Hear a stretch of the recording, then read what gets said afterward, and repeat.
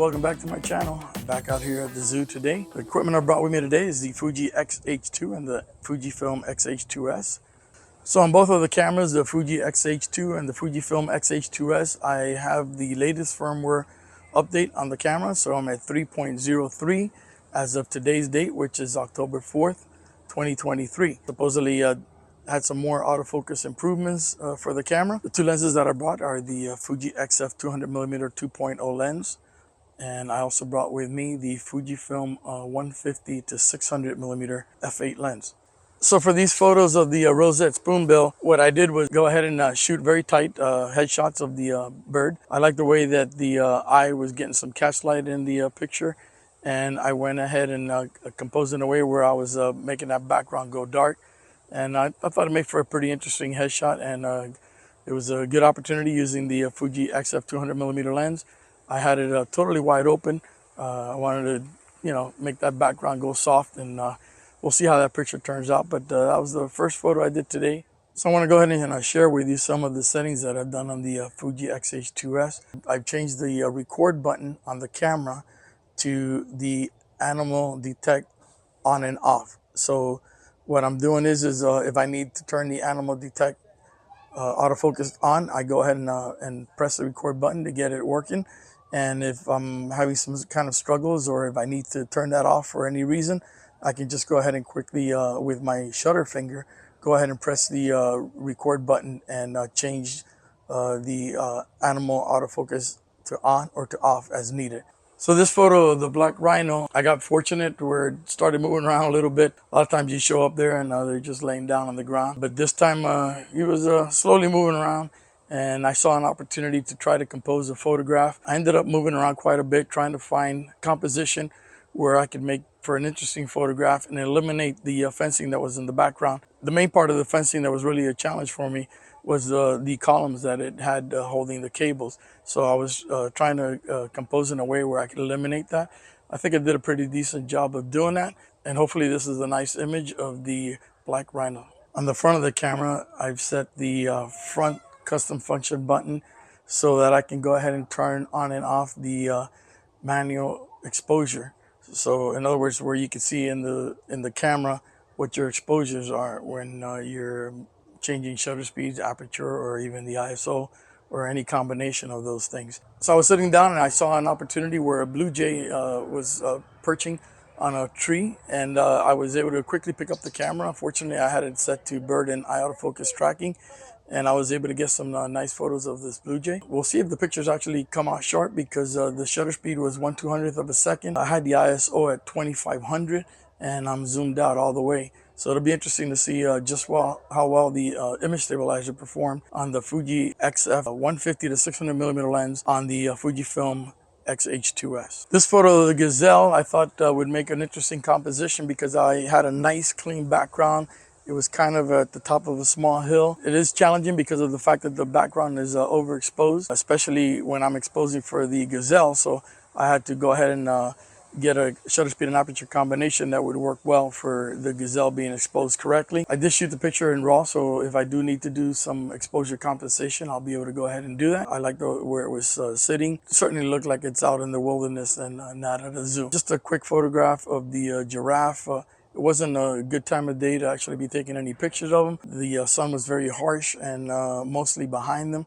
But, I thought it was an opportunity for a decent headshot of the giraffe, and I shot it tight because the environment around them wasn't attractive. It does look a little cool in the viewfinder. Probably have to warm up the picture a little bit, and that's because even with the harsh lighting, the giraffe was actually in shade, so it made them perhaps a little bit cooler in temperature-wise. The Chacon Peccary, hopefully I'm saying it correctly, he was definitely looking to be photographed. I definitely got his attention, and actually started making some really interesting sounds. I just made a nice headshot out of it. The lighting was very harsh, and I think that the best photograph that I could make was just to try to take a nice tight headshot. This photograph of the primate, I was taking the photograph through some very tight netting, so I wasn't able to get closer to try to eliminate the netting, but the camera did autofocus through the netting, so that was encouraging. I think that the netting would potentially make the image not as sharp or as clear as it should be, but we'll see how it turns out. I took it because I was happy with the fact that the camera was focusing, and you know, maybe the netting didn't affect the image that much. So this photograph of the animal called the addax drew my attention because of the way that the light was lighting the animal. I was hoping that as it moved around, it would get into a better lighting situation and raise the head, but that never happened. But I think I have a decent shot here because of the fact that it was lit and it was throwing that background dark and where it wasn't competing with the animal and making it look like it's at a zoo. It did eventually move, but ended up laying down, and the lighting wasn't very good on it anymore. And those were taken with the Fuji XH2s and the Fuji XF150 to 600mm lens. So some thoughts as far as the four-way keypad on the Fuji XH2 and the Fuji XH2s. The bottom keypad button, I have that set to digital teleconverter. I think that's a setting that I'm going to change because I don't find myself using the digital teleconverter much. And keep in mind that that does reduce the image quality because you get less megapixels when you do that setting on the camera. And one reason that I feel that I can go ahead and not use that is because I have lenses that get me more in enough distance. With that 150 to 600 at the long end is 900mm, and the 200mm f2 is like I believe it's 320mm, and with the 1.4 extender attached is 420mm. If you guys have any thoughts on this, please go ahead and share with me. And tell me what some of your settings are for that four-way keypad. So this image of the Bactrian camel, hopefully I'm saying that correctly, but it's definitely a camel. Just got a couple of shots, again, just keeping it to a headshot, trying to make it look interesting. I was waiting for it to enter bright light where it would light the face. Hopefully in some of those shots I was able to get a little bit of catch light on the eyes to get them to stand out a little bit. So that was my thinking behind the picture of the Bactrian camel. I just took some images of an animal called an Adda gazelle. What drew my attention is that there was a baby back and he was in a little bit of a small hill, and he was chewing on some grass. I got lucky because it stood up and started moving around. And it's the most movement I've had from an animal here today. The lighting wasn't the best because the sun was definitely a little bit behind him and pretty high above. It was an opportunity to take pictures of an animal I hadn't really photographed much, especially a baby. And the fact that it started moving around was a good opportunity to take some photos. The camera did struggle with the fact that I had grass in front of the gazelle as it was moving around. There's going to be a lot of images out of focus. I'm hoping that I was able to get the eye out of focus to work on some of those pictures and that I have a sharp image. So you guys out there have heard me mention many times how I love to have those dark backgrounds.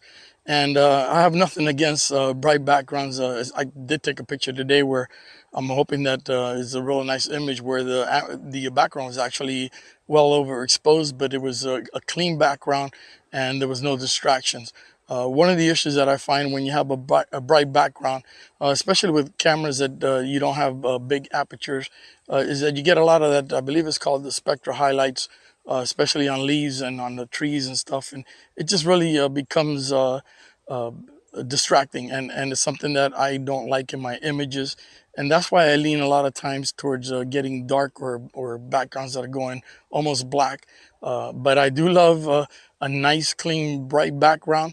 You know, it is a challenge if your subject is in the shade, which, you know, a lot of times that's the way it turns out, is you'll have an animal under a tree and the background behind them will be overexposed, and you'll have to overexpose that background even more so because you're trying to expose for an animal that's in the shade. Just took a picture of one of my most boring subjects, but people at the zoo sure do get intrigued by it, and that's an iguana. But the reason I took the picture of this iguana is because he's on top of this rock, and like I'm king of the hill. Kind of funny because this exhibit right now, there's no animal in it, so I guess he is king of the hill. I'm gonna go ahead and wrap up my day here at the zoo. It's been fun. Still hot in South Florida. At least there's a slight breeze, but that sun is bright and shiny as ever. Hope you guys enjoy this video. If you have any positive comments and feedback, please share it with me. I look forward to listening from all of you guys out there, and I ask you to please like and subscribe. And thank you for watching.